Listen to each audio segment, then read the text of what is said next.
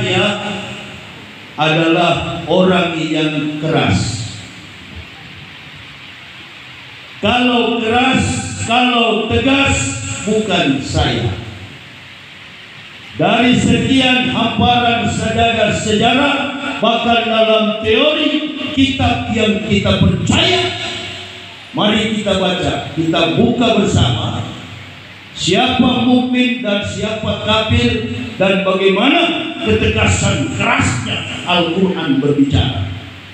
Jadi bukan saya yang keras, suara saya keras, karena Al-Quran saya taat. Amarna bil khairati wa tis'a adati wa anil munkarat, nahana, taat kepada Allah, membantah segala munkar. Itu sampai saya keras. Saya kan orang bukan dari Islam, berangkat dari latar belakang kafir. Nah, inilah referensi sambutan beliau, relevan, introduction dengan apa yang disampaikan oleh MC tadi. Yang mulia Kiai Haji Muhammad Solahuddin, sarjana agama.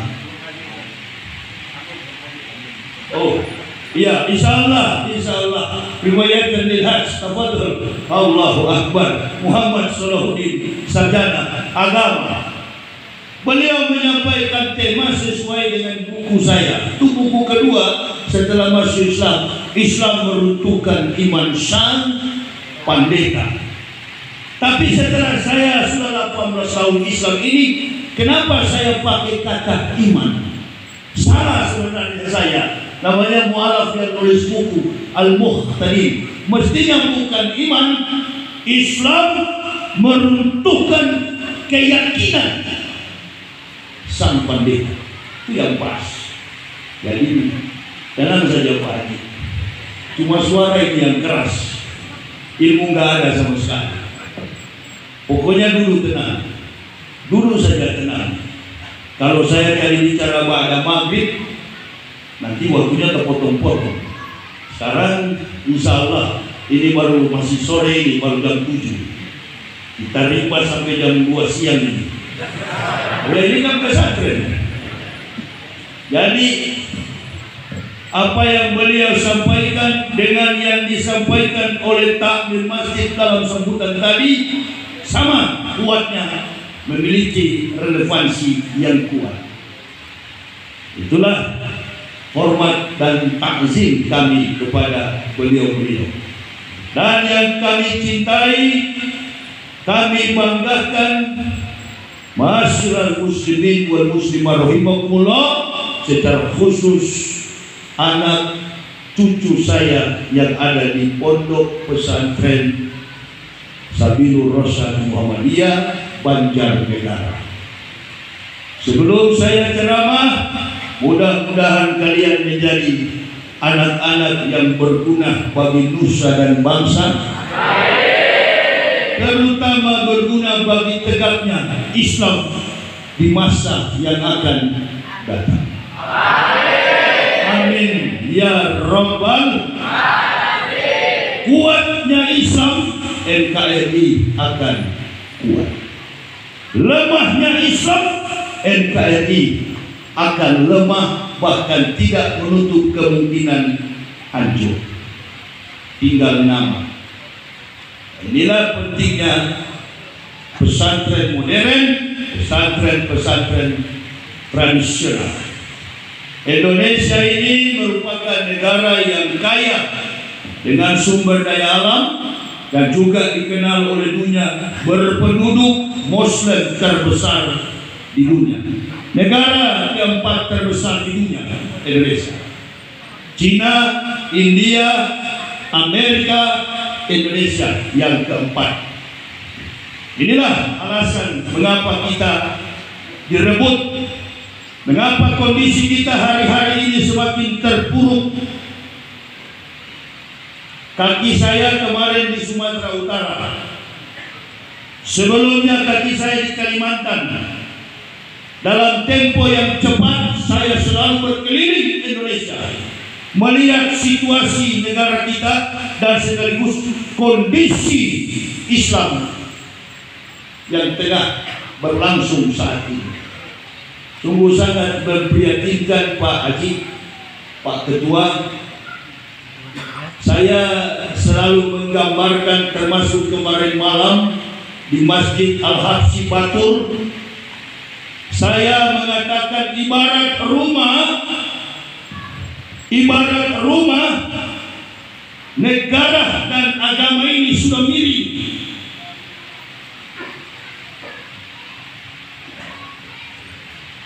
Kalaulah rezim ini berkuasa sampai 3 periode, tidak tahu apakah kita masih Islam, tapi Allah nggak akan biarkan. 10 tahun lamanya kita menderita dan hidup tidak dalam berkah. Sementara para ulama-ulama kita tiarap, takut.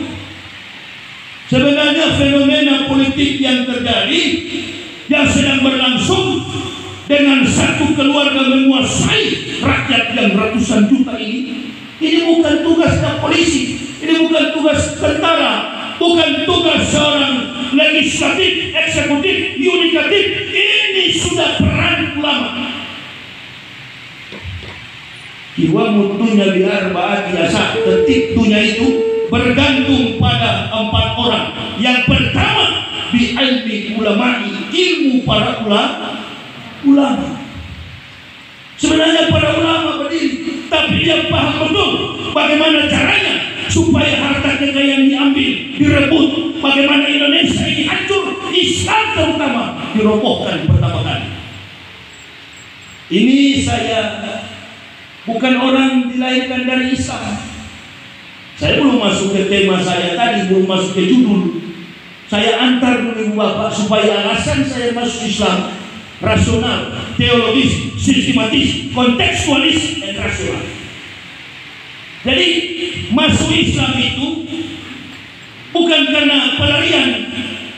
Oh, saya mau masuk Islam. Tadi saya ceramah di Masjid Agung di kota Banjarnegara. Saya katakan saya masuk Islam karena gaji saya di pendeta kurang. Saya mau cari amplop di Islam ini. Maka genap sudah kalimat Habib Rizik, imanuhum fi amplopihim. Imanuhum fi amplopihim. Itu santri-santri mesti hafal hadis itu. Hadis Habib Rizik. Karena amplop, karena hadiah, Islam berantakan. Allah takdirkan saya masuk Islam 11 Oktober 2006. Sebelumnya saya sudah ancang-ancang, sudah punya niat, innamal a'malu binniyat, bahwa niat itu memang kalau baik datang dari Allah pasti terjadi. Mencari kebenaran dengan dasar penelitian ilmiah secara akademik, bukan mencari kebenaran karena mimpi. Ini kalau ada orang masuk Islam dari kafir, ditanya kenapa you convert, kenapa you masuk Islam? Oh, saya mimpi ketemu Nabi Muhammad. Terus terang ibu bapak boleh percaya, saya tidak percaya. Kalau orang masuk Islam karena mimpi, saya tidak percaya dia kuat bertahan dalam Islam. Makanya saya sampai hari ini tak pernah mengaku mu'allaf. Karena saya sudah tanya beberapa kiai, beberapa mubalik, beberapa da'i. Saya tanya, apa kata mu'allaf? Apa artinya mu'allaf? Mu'allaf itu ustaz, orang yang dibujuk hatinya. Nah, kalau bujukannya sudah habis, apa tetap mu'allaf? Maksud ustaz ini apa? Nah, ini kan dibujuk. Makanya ibu bapak, banyak sekali jamaah yang kecewa. Ibarat kerbau berkubang dalam kubangannya. Masuk Islam hari Senin, hari Selasa murtad lagi. Ditanya siapa dia? Mu'alaf. Lalu ibu bapak pandang enteng kalau bilang mu'alaf. Tuh saya tidak mau pakai kata mu'alaf. Saya cari referensi dalam Al-Quran. May yahdillahu fahuwal muhtadin wa may yudlil faulaika humul khasirun. Barang siapa kata Allah yang kami beri petunjuk, maka mereka adalah muhtadin. Barang siapa yang kami sesatkan, maka mereka adalah orang sesat. Jadi saya selalu mengatakan, saya bukan mu'alaf, saya adalah muhtadin. Tapi mengenal secara spesifik orang yang dari kafir masuk Islam, capnya itu mu'alaf. Saya juga mu'alaf, tapi mu'alaf yang muhtadin, mu'alaf yang betul-betul mendapat petunjuk, bukan dari mimpi. Penelitian kritis terhadap 3 kitab agama besar di dunia, Yudaisme, Kristen, dan Islam. Bahkan insya Allah saya dengan ibu bapak dalam kajian dimaksud, mungkin saya lebih paham, mungkin saja. Saya tanya di mana-mana, setiap momen ceramah saya tanya, apa nama kitab suci orang Kristen, apa nama kitab suci orang Islam, apa nama kitab suci agama Yahudi. Bahkan dijadikan sebagai argumentasi pendidikan departemen agama. Kitab agama Kristen adalah Injil. Injil itu jangan ibu bapak permainkan. Justru berita Injil itu memberitahukan mimba isbuh Ahmad. Itu Injil. Asof. Akan datang seorang Rasul yang bernama Ahmad. Itu berita terakhir dari Nabi yang terakhir dari kalangan Bani Israel. Namanya Yeshua, atau dalam bahasa Arab Isa al-Masih. Itu kalimat terakhir, itu berita Injil. Wa ja'ala min nabiyyin. Ketika Allah mengutus Isa sebagai nabi. Penelitian ini saya teliti. Apa orang Islam mencatat tentang kehebatan Al-Masih? Apa orang Islam tahu tentang fakta kelahiran Isa al-Masih? Wah, diterangkan dengan baik. Dan kita waktu sekolah pendeta itu kan tidak boleh baca Al-Quran. Ya. Kita dilarang baca Al-Quran. Kalau ibu bapak tanya, kenapa jangan baca Al-Quran? Karena semakin Anda mungkin saja pimpinan sekolah tinggi teologi atau sekolah seminari teologi, filsafat teologi berpikir kalau orang Kristen mahasiswanya membaca Al-Quran, mungkin mereka akan lebih dekat kepada kebenaran. Ditutup-tutupi. Wallazina kafaru wa kassafu bi ayatina ulaika ashabun nar khalidina fiha wa bisal masir. Ini kurang ajarnya ahli kitab. Inilah bohongnya, munafiknya ahli kitab. Para pendeta menyembunyikan. Saya bukan tidak menghadapi orang-orang Kristen di Indonesia. Kalau kalah debat, lapor polisi, masuk penjara saya.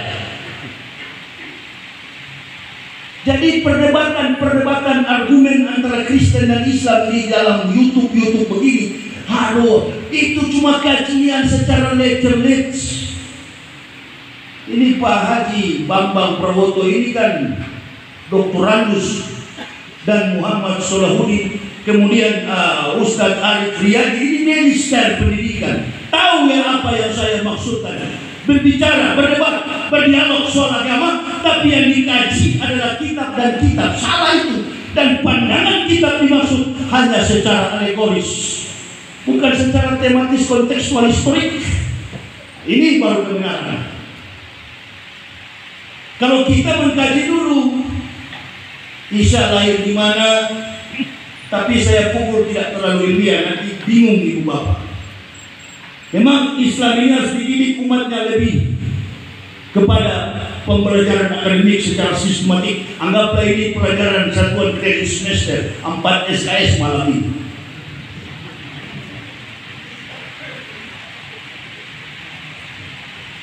Jadi kadang-kadang kita salah.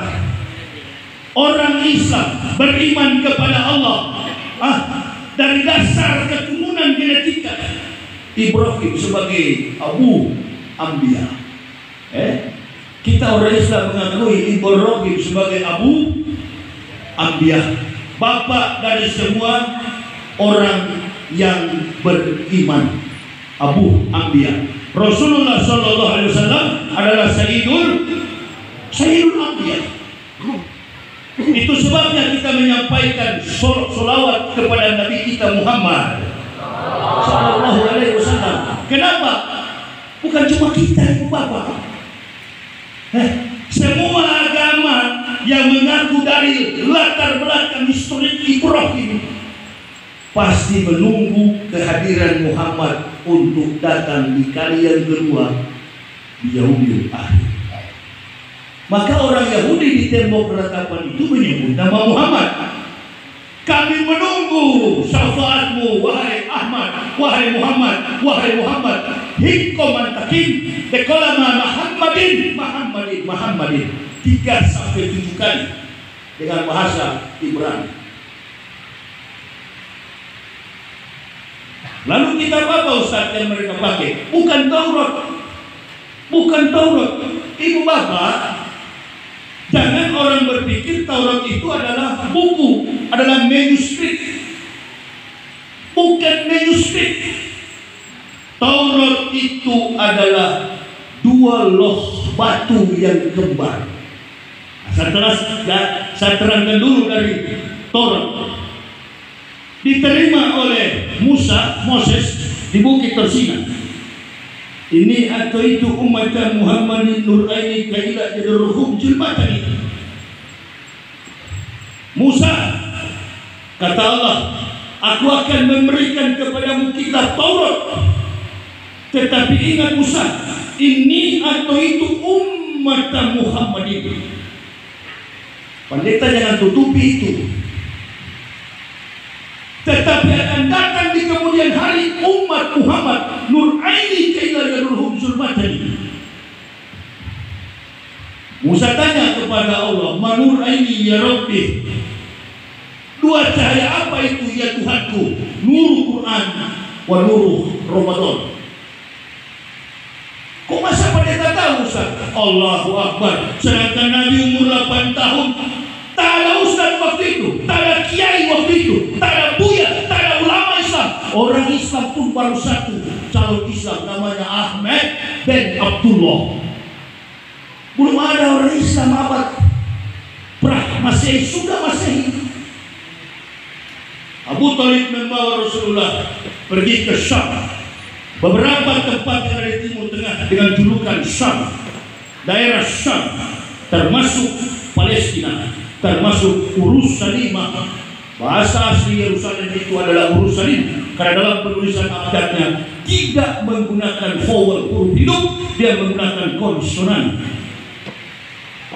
Makanya tulisan Bani Israel itu, bahasa Ibrani itu tidak menggunakan sakal, baris, tidak ada nad, sama dengan kitab Sorogan yang dipelajari oleh Nahdien NU, itu kitab gundul. Kalau kita kan belajar, saya jangankan gundul, botak pun saya buta. Gundul sama botak sama ya? Gondrong pun saya buta. Artinya hampir sama, tidak menggunakan sakal, tidak ada baris. Gitu. Itu bahasa Ibrani. Nah ini kalau berdebat ini, aduh sudahlah. Maka saya tidak tanggapi di YouTube itu. Anjing menggonggong kafilah, bukan keras, jauh. sekali lagi jauh. Sedangkan di penjara, hakim bebaskan saya, tidak terbukti menista agama. Ibu bapak banyak yang terpengaruh percaya kepada kafir. Saya akui persatuan orang Kristen itu kalau sembunyi rahasia, jago mereka bersatu menjelekkan seseorang. Tapi alhamdulillah Muhammadiyah masih percaya sama saya. Amin ya Rabbal. Karena nggak mau tertipu. Orang tahu, tak mungkin orang bodoh masuk Islam. Dan saya paling anti kalau ada mualaf yang datang ke masjid-masjid menadah-nadahkan tangan, meminta-minta masuk Islam hanya sebagai pelarian. Kalau Anda bodoh dan perut kosong, hidupmu miskin, jangan jadikan Islam sebagai pelarian. Saya, ibu bapak, saudara-saudaraku rahimahumullah, masuk Islam ini bukan sendiri, Pak Ustadz. Saya satu keluarga dari tahun 2006 sampai 2024 eksis kokoh dalam pengakuan la ilaha illallah Muhammad Rasulullah. Masih kuat kan? Dan tetap suara saya menggema di mana-mana. Saya datang sini tadi kan sholat berduduk kan, Bapak Ibu lihat, itu bukan sombong. Bukan sombong. La tazidana asrana wa tazidana amalu yaquda wa ladina asrafu wa la tazidana aqrabahum mawaddatan lillazina amanu allazina qalu inna nasra zalika bi anna minhum qisina wa rabbana wa anahum la yastaghfirun. Saya sudah tidak sombong lagi, la yastaghfirun. Bukan sombong. Oh, kenapa Ustaz ini rekam sholat dia duduk? Kaki saya lagi sakit. Kaki saya sakit. Barusan saya dari penjara, keluar penjara 3 tahun lamanya saya menderita jantung bengkak. 14 dokter di Indonesia mengatakan Ustadz Jaya penyakit jantung berat. Berapa masjid di Indonesia yang saya roboh? Sumatera Barat, Sulawesi Selatan, Manado, Palu, Kepulauan Riau, beberapa tempat saya ceramah roboh karena jantung saya. Bahkan khutbah Idul Fitri kemarin, begitu tutup doa di Masjid Al-Mubasyirin Jakarta Utara, tumbang dari atas mimbar karena penyakit yang saya sembunyi kepada manusia. Tapi Allah tahu 3 tahun lamanya saya sembunyikan penyakit saya. Dari penjara sampai bebas kemarin 2022, alhamdulillah 2 minggu yang lalu kaki dan paha saya sudah tidak bengkak. Disedot cairan dari tubuh, ditolong oleh seorang pensiunan jenderal, orang nomor 1 Sumatera Utara. Kebetulan saya berdakwah di Sumatera Utara. Orang Medan paling suka sama saya kalau ceramah. Sama-sama temperamennya tinggi, wataknya hampir sama.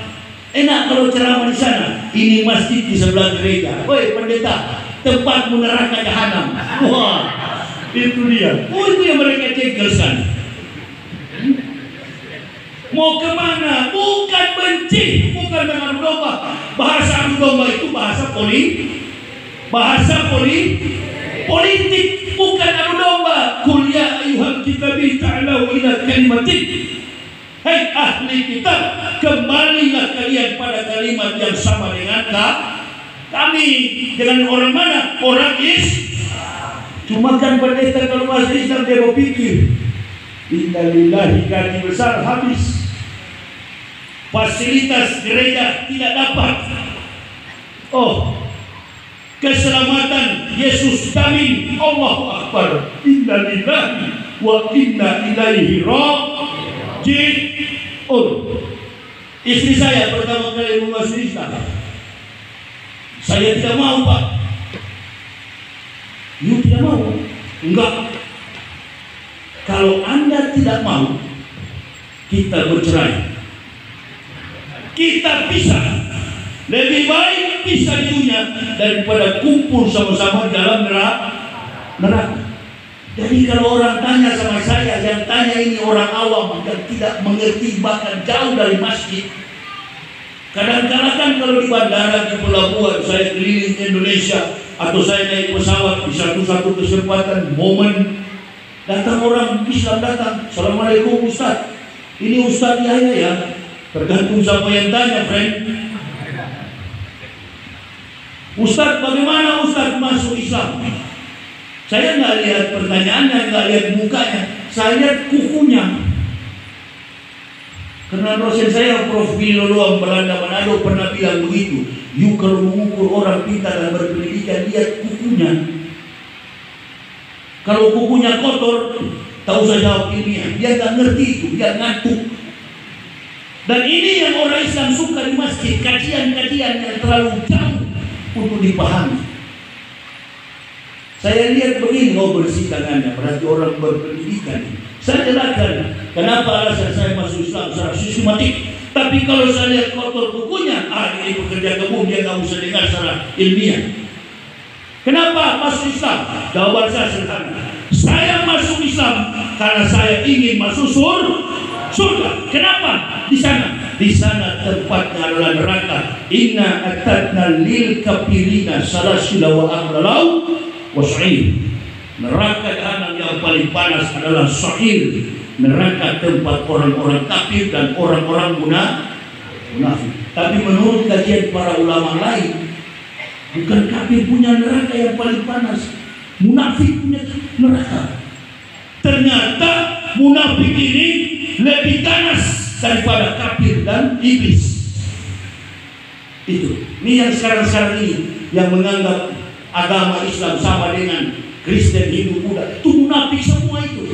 Pancasila.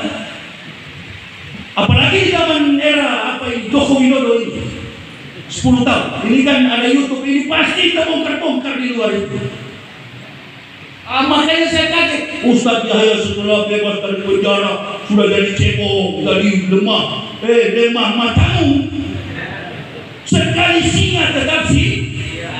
Dan saya nggak perlu ditawar-tawar. Tadi Kiai tawarkan, Ustaz Muhammad Salahuddin tawarkan, sarjana agama.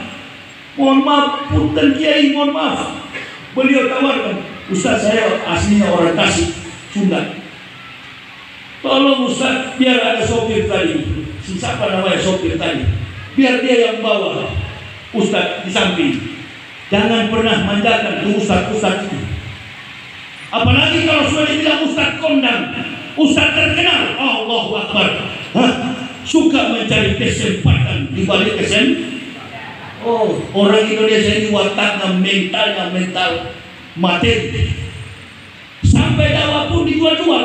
Kalau antum sudah sebut dia kondang, dia mulai pasang target, dia mulai pasang tarif.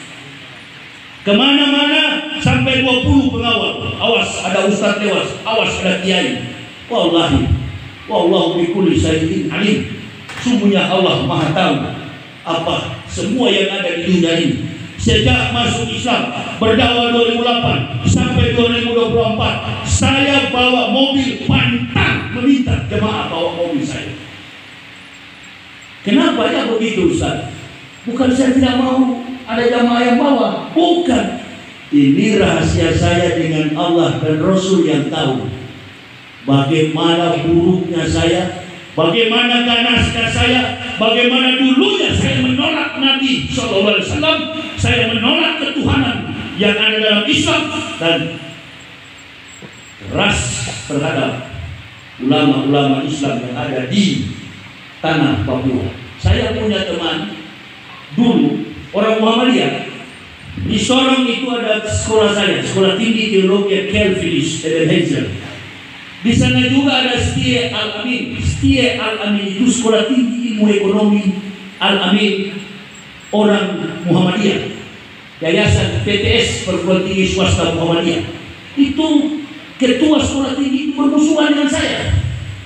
Sekarang Setia Al-Amin sudah berubah menjadi Universitas Al-Amin. Begitu dia naikkan standarnya menjadi standarisasinya menjadi universitas, saya juga akreditasi sekolah tinggi teologi Calvinis menjadi UKI Papua yang ada di Solo. dibantah. Kami tidak kenal Yahya Walon. Nah, ini nih persatuan orang kafir kuat sekali. Padahal UKI itu saya yang dirikan, saya juga yang menamakan. Dengan siapa Ustaz? Saya mau sebut orangnya. Martin Reno dan Laurentius Renner, turunan saya. Dari dulu saya diam. Maka saya bersyukur masuk penjara dibuka semuanya.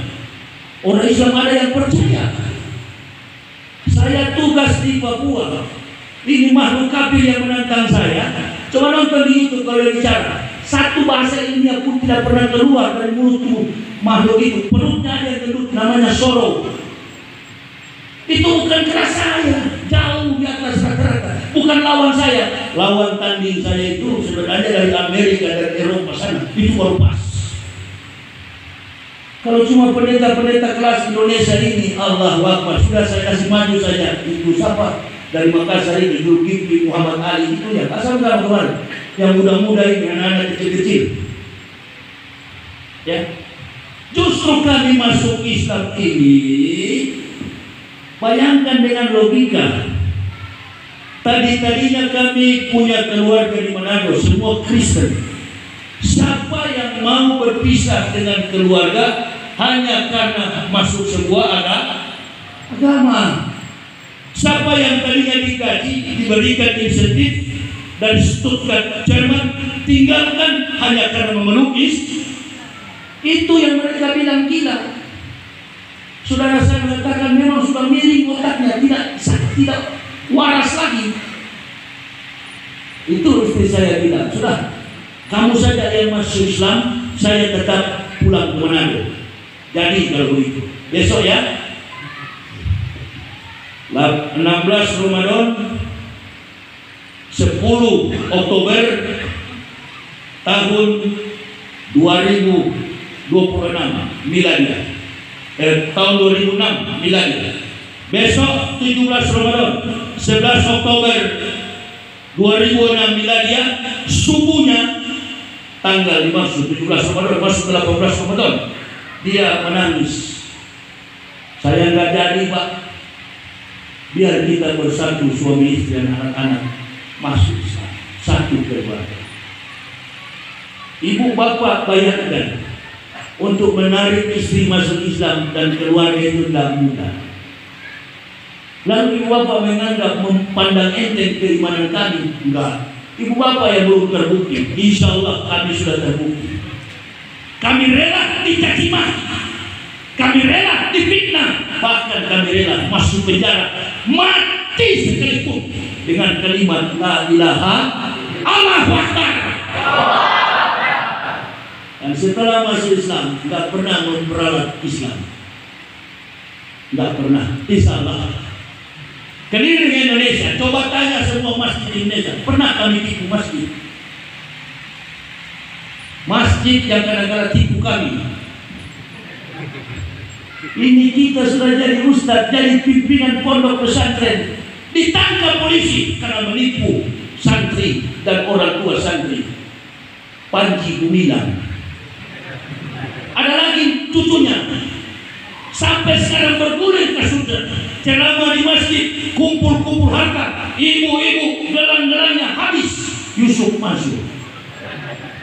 Dulu sebelum ada dua kawan ini, ada satu lagi, Guntur Bumi.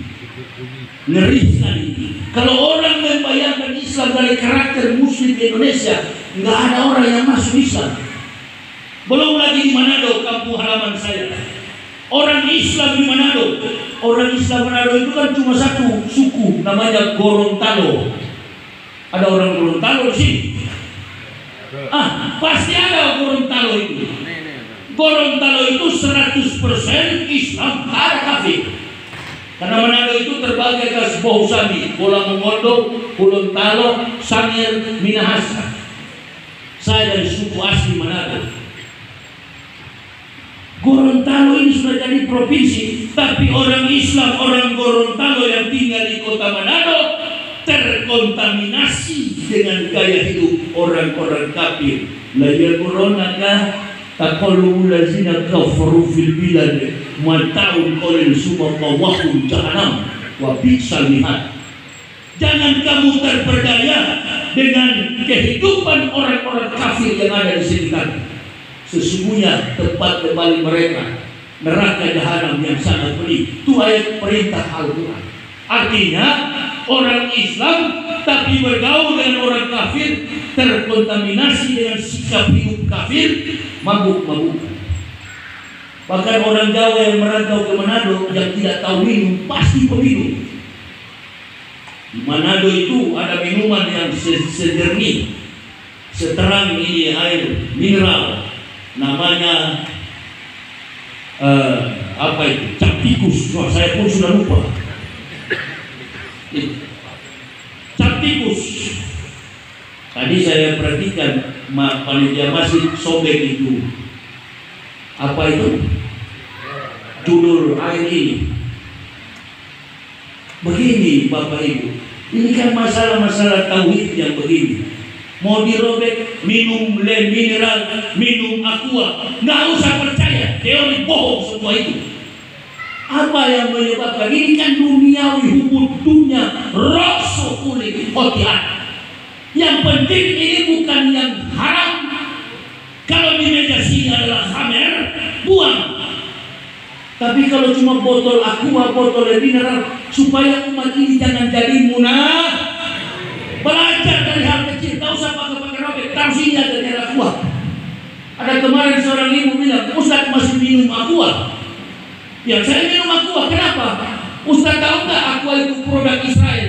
Innalillahi, ibu yang muntah, huruf. Mana bahasa Ibraninya kalau produk Israel? Ibu yang muntah huruf, aqua produk Indo. Nah ini Ustaz kan bantuan ke gereja, ada usah ajar, itu saya yang lebih tahu bukan ibu.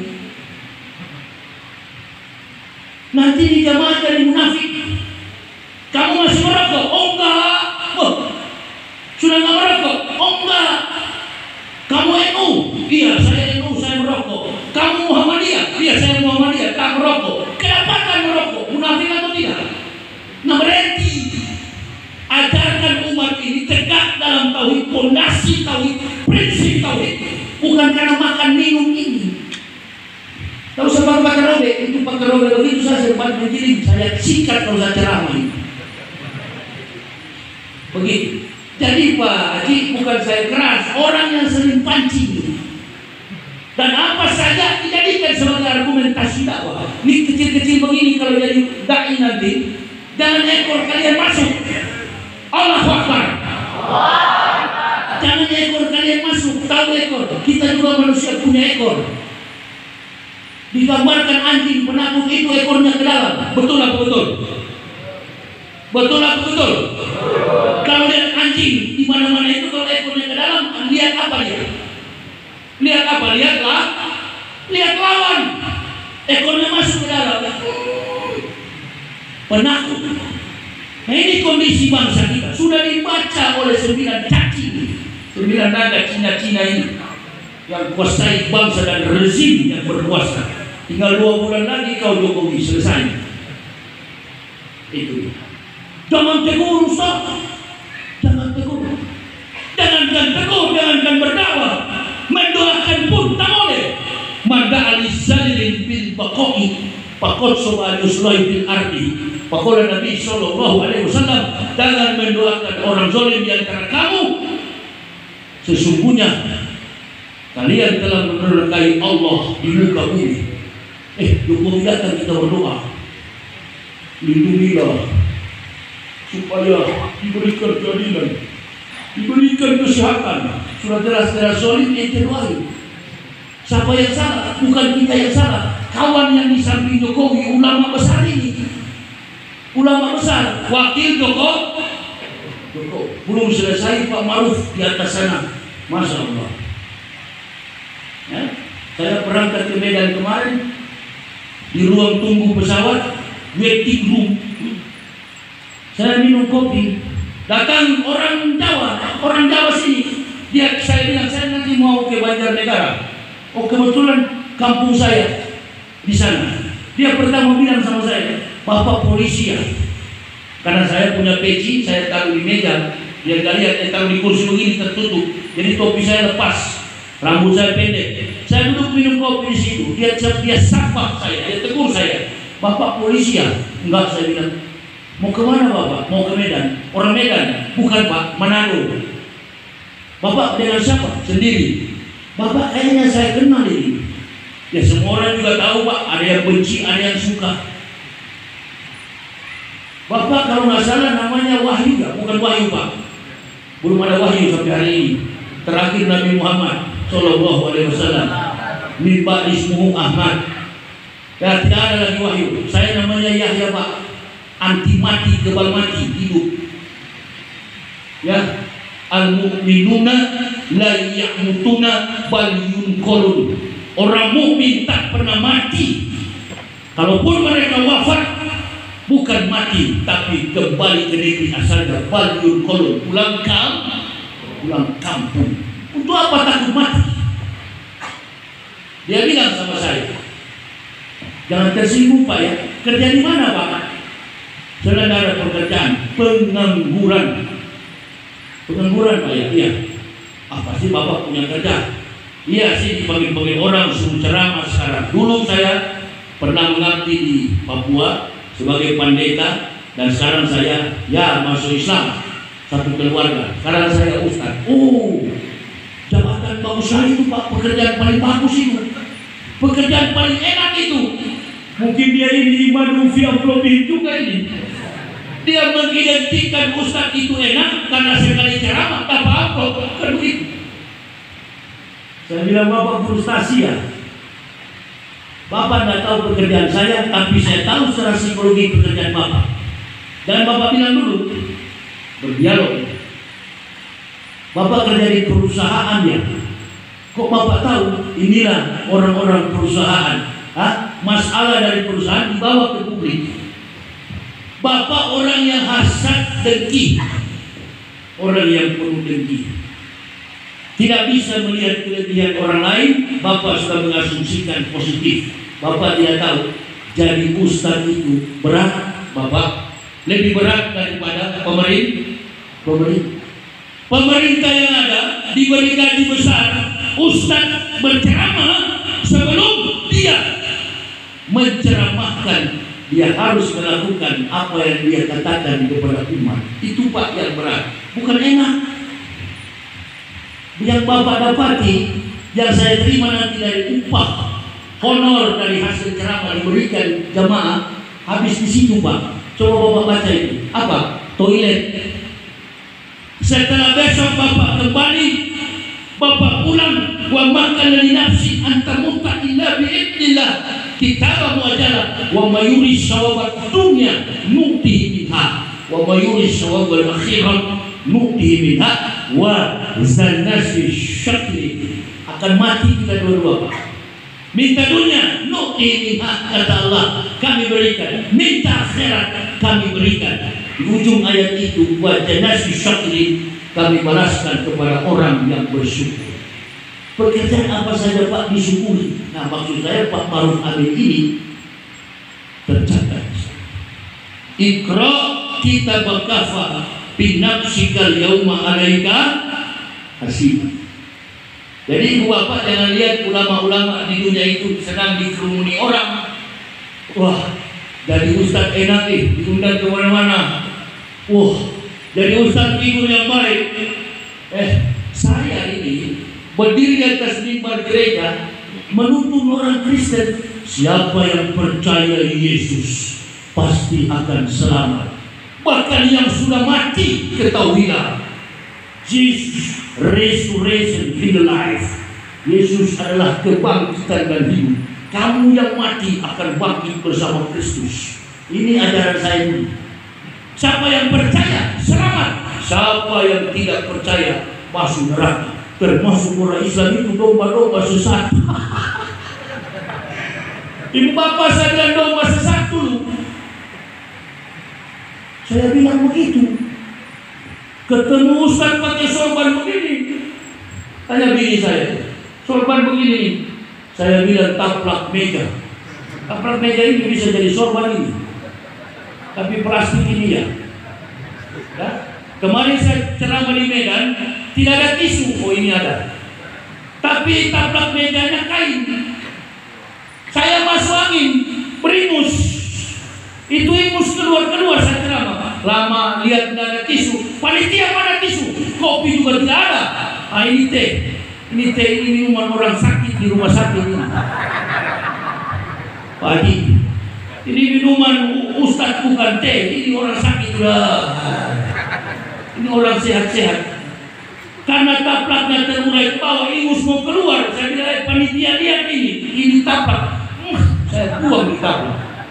Kalian cuci itu ingusnya ustaz barokah. 3 ronde 3 tempat saya semprot di situ. Wallahi. Wah, ada camat di situ sama kepala desa. Wah, kacau juga ingus. Ingus pun dibuang di situ. Orang Batak. Kucing ambil situ. Ini begini nih, formal. Begitu juga di sebelah apa Masjid Al-Hasbi di apa namanya? Batul. Saya sudah kedinginan malam-malam itu. Bini jauh tidur di sana, saya tidur di sini sudah nggak bisa pulang saya begini. Tidur di rumahnya Pak Parno, Mr. Parno bawa tidur di rumahnya. Tidur sini aja Ustaz, ada tungku. Oh kayak di Jerman juga ini. Di dapurnya ada terowong asap itu. Dulu kami di situ. Panggil istri saya, ayo deh pindah sini. Ada tungku di sini. Ah dia bilang nggak usah, saya di sini aja Pak. Berdiri pun susah ini. Mati di sini kita dua ini. Dingin dari tabung kalah Manado. Manado juga dingin kalah dengan batu. Jam 1 dari jam 21 lewat 15 menit kami ngobrol habis ceramah sampai jam 01.003. Saya dalam hidup ini nggak pernah lepas dengan jam tangan. Duduk ngobrol pun saya lihat jam. Mau selesai pun saya lihat jam. Tapi malam ini saya ajar karena ini terakhir tinggal besok. Habis ngomong di situ, saya masuk di tempat tidur. Karena saya pikir ada kuliah subuh. Kuliah subuh lihat jam di apa timing sholat nanti jam 4 lewat berapa menit, hampir jam 5. Masih boleh 2 jam tutup mata sebentar istirahat. Dibangunkan oleh Pak Parno. Ustaz saya bilang, saya bangun. Iya Pak. Ada apa? Ustaz, ini sudah jam 4. Oh iya Pak. Turun setengah mati. Sampai kali di masjid. Sampai di masjid panitianya Allah Akbar. MC-nya tidak seperti di pesantren begini. Bukan kita minta dihormati, tapi pertemuan formal Islam supaya orang kafir dan munafik tidak memandang agama kita seada-ada. Al-Islam ya'lu wa la yu'lah alaih.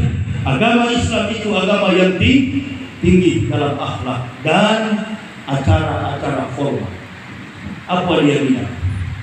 Oh sudah, kajian subuh kali ini dengan tema sudah terserah tema seperti tadi malam lah.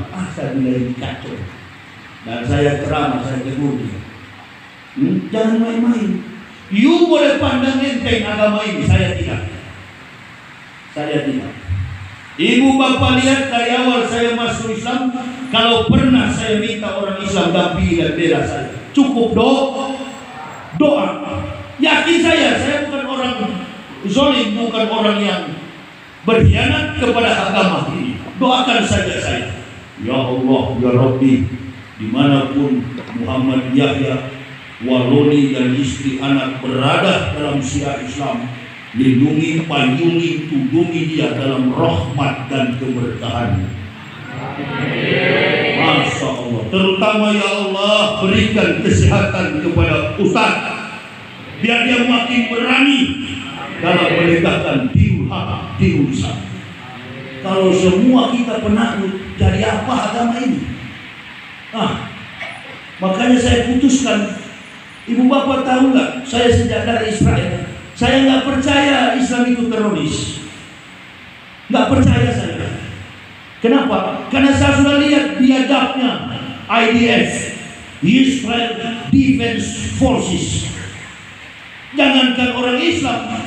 Karena begini, ketika umat Islam dianiaya di Israel, ini bukan sejarah yang saya baca, tapi saya lihat sendiri, saya di sana. Waktu Ishak Rabin dibunuh di pantai, saya pas di sana. Bau Ehud Olmert ganti, kemudian Benjamin Netanyahu, kemudian yang muncul lagi sekarang yang siapa kemarin itu, Sharon Aron, kemudian muncul lagi Benjamin Netanyahu yang sekarang ini menjabat sebagai presiden Israel. Nah, ini orang Yudaisme ini, kelompok-kelompok beragama Yahudi ini, rabi Yahudi. Kalau orang Islam dianiaya, orang Palestina dianiaya, mereka yang bela. Di saat mereka bela umat Islam, saudara kita Filistin, rabi-rabi Yahudi diseret ke jalan, dibuka, ditelanjangi, dan mereka ditembak dari kepala, tulang belakang, dada di depan masyarakat. Lebih sadis daripada mereka menghabisi orang Islam. Ini biadabnya Yahudi punya kurang ajar. Jadi ibu bapak, kalau kita datangkan saya tadi dengan lembaga apa ini, Wasilah Amal Khairat, anak-anak ini bawa saya untuk berdakwah, sudah keliling Indonesia kami. Salurkan harta kita, bantu saudara-saudara kita. Kenapa? Kita di Indonesia masih boleh makan, masih boleh minum, masih boleh bekerja. Di sana sudah geraknya sudah terbatas. Bahkan makanan hewan pun jadi santapan mereka. Nah, itulah sebabnya saya mau masuk Islam. Saya pulang dari sana, tekad saya kuat, saya akan bersyahadat. Saya akan ucapkan la ilaha illallah Muhammad Rasulullah. Saya tanya kawan saya, Profesor Dr. Willy Loloang, dia kuasai bahasa Suryani, dia kuasai bahasa Arab, dan dia kuasai bahasa yang paling susah, bahasa Arabik, bahasanya Ibrahim, ada dengan simbol-simbol benda. Pintas kan Profesor Dr. Willy Loloang. Dia bilang sama saya, nanti tiba di Indonesia, kamu sekeluarga masuk Islam saja. Prof, saya tidak mau masuk Islam. Saya mau kembali ke Tuhan. Tuhan yang mana? Ya ini saya juga bingung, tapi saya mau kembali. Dia pulang, artinya dia sampai di Manado, bunuh diri. Saya dan keluarga dia yang suruh masuk Islam. Karena saya di atas pesawat pun saya tanya, jujur aja lah Prof, agama yang disebut dengan agama langit dalam ensiklopedia, 3 agama besar, Yudaisme, Kristen, Islam. Agama samawi itu agama apa Prof? Agama yang benar kitab sucinya agama apa Prof? Agama yang benar itu agama Islam. Kenapa kita tidak masuk Islam? Kalau masuk Islam, siapa yang kasih makan anak istri kita? Siapa yang gaji kita? Itu mulai runtuh keimanan saya, mulai lemah saya. Oh, pulang Indonesia, saya mencoba untuk pelajari isi Al-Quran. Setiap ayat saya bikin stabilo, setiap ayat saya tandai yang berhubungan dengan Al-Masih, yang relevan dengan Nabi Muhammad, dengan Al-Masih, bagaimana perkataan Al-Masih terhadap Ahmad, bagaimana Ibrahim terhadap Muhammad, dan bagaimana Muhammad terhadap Nabi Isa. Ternyata ayat-ayat itu saya tandai sampai pada titik sejarah. Karena seseorang mempelajari teori tidak mungkin tidak ada praktik. Sampai pada prinsip sejarah. Ilmu tanpa pengalaman bagaikan huruf yang mati. Pengalaman tanpa ilmu orang sesat. Coba lihat ini wakil presiden kita. Dia muda, dia tidak punya pengalaman, asam sulfat jadinya. Ini si siapa ini? Siapa namanya? Gibran. Saya tidak terima kelakuan dia menghadirkan orang-orang kafir makanan haram di kota Solo itu. Apa itu? Pameran kuliner daging haram. Daging haram bukan halal, haram. Mana tarik pusat-pusat kita? Ayo, bikin tadi apa di situ? Serang ceramah. Lamat atau cepat? Kalau model begini, bagaimana kita mau berjuang? Oh, jangan bicara politik. Ustaz yang tidak paham realitas politik dalam kondisi perjalanan hidup masyarakat, tak usah jadi ustaz. Tak usah jadi ustaz kalau nak bicara politik. Islam bertumbuh dalam politik yang kuat. Islam bertumbuh dalam peperangan. Islam maju dalam kekuatan kemajuan intelijensi yang kuat. Para pembawa Islam dari Nabi SAW sampai para sahabat sampai akhir zaman ini, maka terbitlah kalimat innal ulama warasatul anbiya. Taat kepada ulama, taat kepada Nabi, taat kepada Nabi, taat kepada Allah. Tapi sekarang ini kondisinya bi ilmi ulama'i, ulama yang paling tinggi kelasnya, ma'ruf amin, nggak bisa menentukan kondisi kita. Sekarang aja dia mau bicara-bicara pura-pura bela-bela publik. Sudah terlambat. It's too late, my friend. Sudah terlambat. Ini presiden yang berikutnya kita harapkan Palestina bisa merdeka. Amin ya Rabbal. Pak Prabowo ini seorang baret merah, enggak seperti Jokowi. Dia akan menolong pada waktu yang tepat. Allah tidak akan membiarkan umat Islam ini terlena, umat Islam ini dikhianati, umat Islam ini dizolimi. Satu dua orang aja di Jawa ini yang berani menegakkan Islam ini. Satu dua orang aja tersisa kami. Kebanyakan sudah meninggal dunia. Kawan-kawan saya, termasuk yang satu meninggal dalam penjara. Kami di penjara di bawah tanah, Bareskrim Mabes Polri. Dan saya di dalam penjara tak minta pengacara, tidak pernah saya pakai pengacara. Egy Sujana datang, Dr. Katiri datang dari Dewan Dakwah Indonesia, datang ke saya. Enggak Pak, mohon maaf, saya enggak biasa bergantung kepada makhluk. Sejak masuk Islam, hanya Allah pembelaku yang mulia. Berlaksa-laksa yusuruna ala nabi, ya ayyuhalladzina amanu sallu alaihi wa sallimu taslimah. Mudah-mudahan malaikat yang berselawat kepada Nabi kita Muhammad SAW akan melindungi saya yang mulia. Jadi terdakwa tidak mau pakai pengacara, enggak yang mulia. Keliling Indonesia, saya sudah diancam, dianiaya dalam perjalanan dakwah 18 tahun. Alhamdulillah yang mulia, kulit saya masih mulus. Jatuh di jurang dengan mobil. Anak baru umur 2 minggu dari Sabang menuju ke Medan, terlempar masuk ke jurang di Perlak, Aceh Barat, Aceh Timur.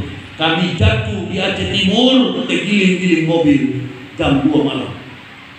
Sudah jatuh kami. Begitu juga dari Jakarta menuju ke Kendari, naik gunung tinggi, terperosok kami di jurang.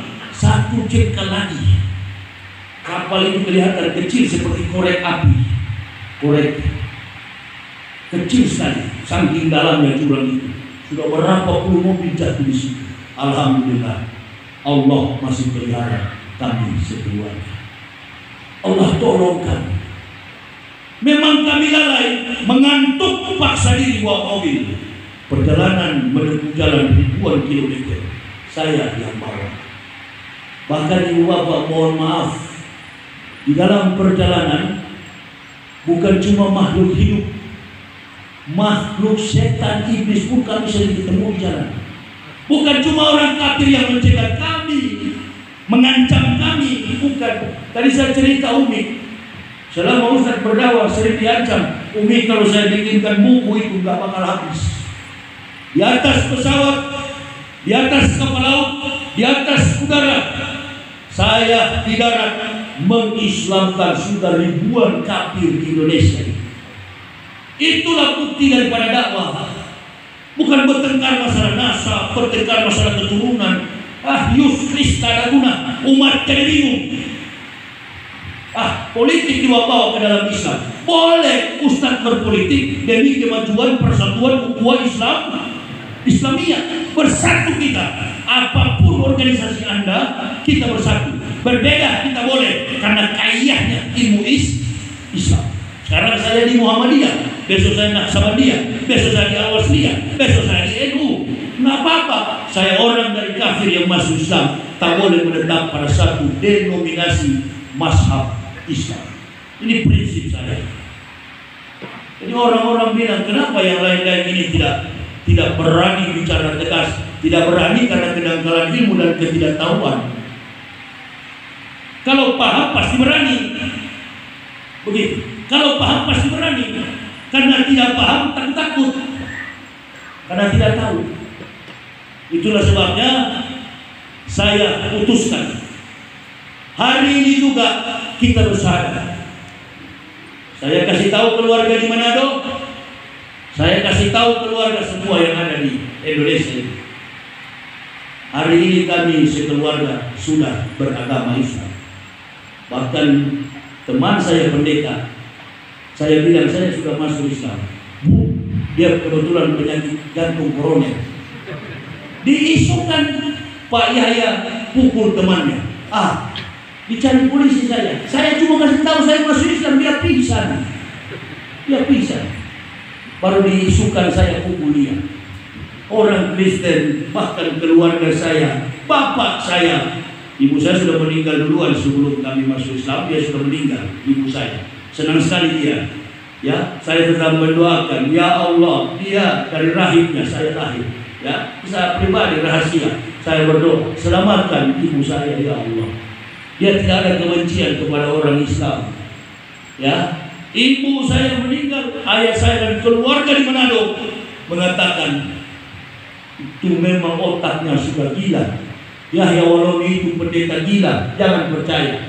Saya juga tidak marah, tidak pernah saya marah. Karena yang mengatakan saya gila adalah orang-orang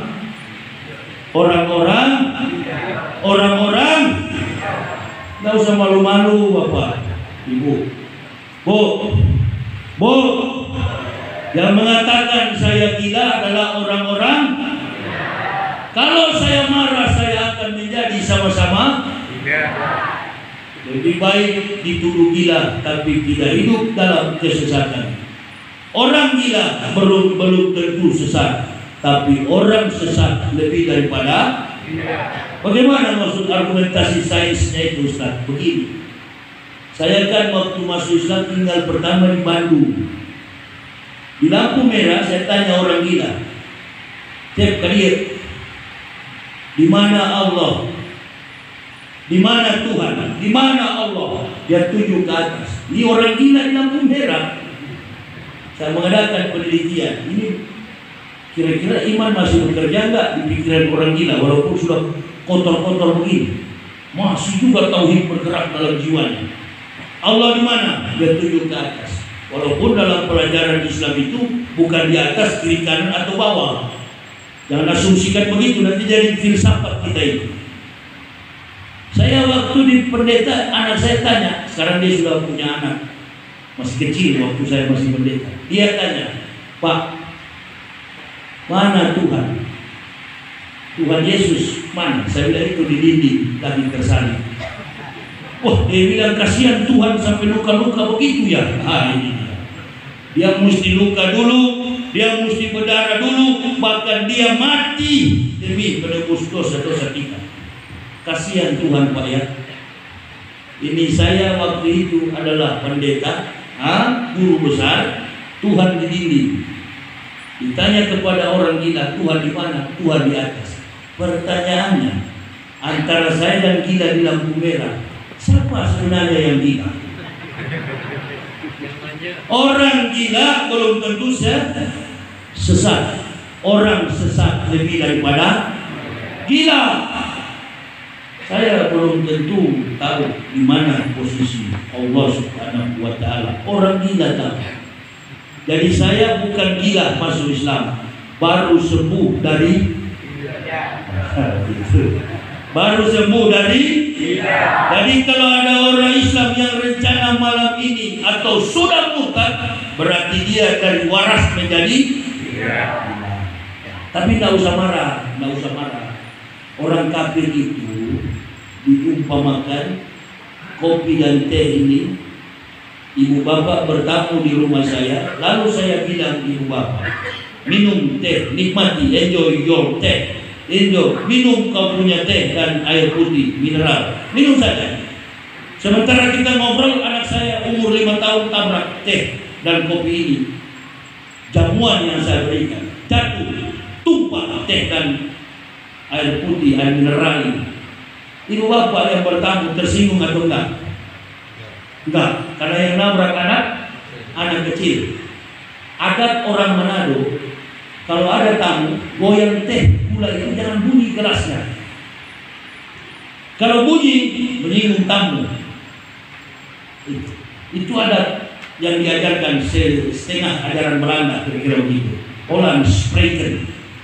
Jadi ketika teh dan air mineral itu bukan anak saya yang tabrak, tapi kemudian yang tabrak adalah istri saya, mukanya cemberut. Ini kalau bapak ibu tidak tersinggung berarti nggak normal ini. Pasti tersinggung. Allah menghisab umat Islam lebih cepat daripada orang kafir. Jadi kalau orang kafir menjelek-jelekan, menghina Islam, maklumi saja dia orang yang tidak tahu alias anak kecil. Ngapain debat sama anak yang tidak paham? Jadi ibu bapak selama ini kalian nonton perdebatan Kristen Islam itu cuma bikin habis pulsa. Lebih baik di rumah belajar Quran, itu saya mau sarankan. Kecuali dia datang melawan tanding, melawan betul-betul debatnya formal. Saya mau debatnya formal. Hadirkan ketua PGI Persekutuan Gereja Indonesia, hadirkan Kongres Wali Gereja Indonesia, dan ada wasitnya juga kita dari Islam, Majelis Ulama Indonesia. Baru wasitnya adalah TNI Polri. Kita berdebat secara institusi. Baru saya turun tangan. Tapi kalau cuma debat di kantor ini, kantor lurah, kantor desa, wah saya bukan keras itulah Pak Ustadz, mohon maaf. Ya, ada tuh orang yang mau ajak saya debat. 2 kali saya datang di Surabaya. Setelah sampai kami suami istri, sampai make up face, ya make up wajah istri saya luntur, lantaran nunggu sampai malam. Tidak datang si kafir ini ngajak debat. Saya bilang kalau dia datang ajak debat sama saya, dia antar nyawa. Ada ratusan ayat di memori saya ini yang tak bisa pendeta jawab. Nggak mau saya ungkapkan di depan ceramah ini, karena ada guna. Saya tinggal tunggu-tunggu. Di Indonesia ini belum ada lawan tanding yang keras. Saya perhatikan ini, umat dari bodoh ini. Ada yang puji, ada yang mencaci maki. Secara tidak langsung sudah menista agama semua itu. Coba ibu bapak lihat bagaimana mereka menghina Nabi Muhammad, mereka menghina Allah. Tapi dianggap biasa sama 2 debater ini. Ini Pak Ustadz, pembelajaran penting. Kita ceramah sedikit saja, saya akan masuk penjara, dituduh menista agama. Kenapa? Roh Kudus, saya bilang Roh Kudus. Padahal dalam bahasa Ibrani-nya, Roh Kudus itu bahasa Ibrani-nya Ruach HaKudus. HaKudus, kalau kita huruf apa? Shin. Jadi ada tiupan seperti bersiul, ada juga suara tembolok, khof. Itu sama dengan kita belajar Iqra. Nah jadi saya bilang Roh Kudus itu adalah bahasa Ibrani-nya Ruach HaKudus. Wah, Ustaz saya bilang Roh Kudus itu Roh Kudus. Udah, kitab suci Kristen Matius, Markus, Lukas, Yohanes, Eropa. Matius, Markus, Lukas, Yohanes, Spiritus Capticus dituntut oleh mereka, dilapor oleh mereka. Tapi itu kan alasannya supaya saya masuk penjara. Terbukti tidak. KC yang ditangkap menghina Nabi Muhammad dihukum 15 tahun. Alhamdulillah, saya tidak meminta pengacara dari pihak Polsek. Doa jamaah saya bebas dari penjara. Jadi ibu, tadi ada ibu yang tegur saya, Ustadz jadi kurus ya. Kurus ini karena perjuangan dakwah Islamnya. Amin ya Rabbal. Kurus ini bukan karena tidak makan, bukan.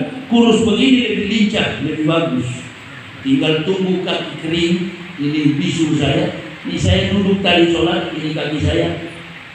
Penyumbatan darah, pembengkakan jantung, Ustaz, turun ke kaki. Nah, doakan saya ibu bapak supaya saya sehat sempurna, sehat walafiat. Karena untuk mencari pendakwah yang ikhlas di Indonesia ini bisa hitung dengan jari. Semua bergerak harus dengan biaya yang mahal. Saya bilang panitia, dari Jakarta saya ke Banjarnegara, tak usah saya naik pesawat. Kami suami istri pakai mobil pribadi.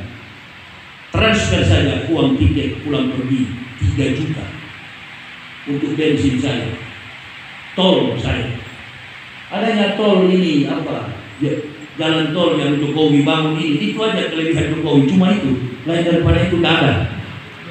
Itu aja. Jalan tol itu yang menghubungkan cepat kita dari Jawa Barat ke Jawa Tengah, Jawa Tengah ke Jawa Timur. Biasa jalan luar Batang, Tegal, Brebes, Pekalongan, itu semua saya sudah lalui berpuluh-puluh tahun berdakwah ke Jawa Timur, Sulawesi dan lain sebagainya. Jalan luar. Hotel langganan kami di Batang itu Hotel Raki. Itu kami inap di situ tiap kali lewat. Istirahat di situ, paginya langsung pergi ke Sulawesi, ke Malang, ke Surabaya lewat jalan itu. Sekarang ada tol lebih dekat. Kami tiba dari Medan, turun pesawat, ambil mobil di parkiran, langsung menuju ke Banjarnegara. Jadi kami sekarang sudah 3 malam berada di Kabupaten Banjarnegara, khususnya sekarang berada di Wanadadi, kota atau Kabupaten Banjarnegara. Besok jadwal saya yang terakhir. Tadi sudah diumumkan oleh Ustadz Anjas bahwa ada penggalangan dana dari lembaga Wasilah Amal Khairat. Jadi ibu bapak, intinya kami sekeluarga masuk Islam bukan karena kehebatan saya, tapi karena hidayah dari Allah Subhanahu wa taala. May yahdihillahu fala mudilla lahu wa may yudlil fala hadiya lahu. Doakan kami sekeluarga agar tetap istiqomah mendakwahkan Islam, memanggil orang-orang kafir sebanyak-banyaknya memeluk Islam. Tujuan dakwah saya cuma dua tujuan dakwah saya. Mukmin kokoh dalam akidah tauhid dan orang-orang kafir masuk Islam. Tapi jangan semua mereka masuk Islam. Nanti kalau sudah semua, siapa yang masuk neraka? Tidak ada lagi yang di neraka. Jadi itu saja ibu bapak, saudara-saudaraku, Mbah Yai, Pak Kiai, Pak Ustadz, pimpinan pondok pesantren, anak-anakku, ya para santri, mudah-mudahan jamaah yang ada di luar dan di dalam pesantren mendapat motivasi dari kami. Terima kasih atas segala perhatiannya. Jangan dulu bubar, kita membantu saudara-saudara kita yang ada di Palestina. Usikum wa nafsi bittaqwallah, la ilaha illa huwa.